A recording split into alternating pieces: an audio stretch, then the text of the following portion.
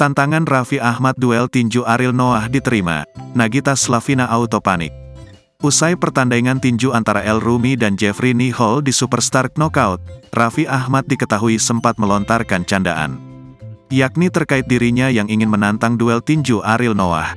Mengetahui hal tersebut, Nagita Slavina pun mengaku kurang setuju. Pasalnya, Nagita mengaku takut jika suaminya sampai terluka di ring tinju. Melihat kepanikan di raut wajah sang istri, Raffi Ahmad pun hanya tertawa dan mengaku tantangannya untuk duel tinju juga belum tentu akan disambut oleh Ariel Noah. Namun bukan Raffi namanya jika tak menggoda sang istri.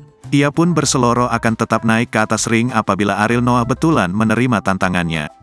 Sementara itu, melansir dari postingan Instagram pribadinya, Raffi membagikan postingan mengejutkan, yakni foto dirinya saling berhadapan dengan Ariel Noah sembari memegang tangan satu sama lain dan saling bertatapan.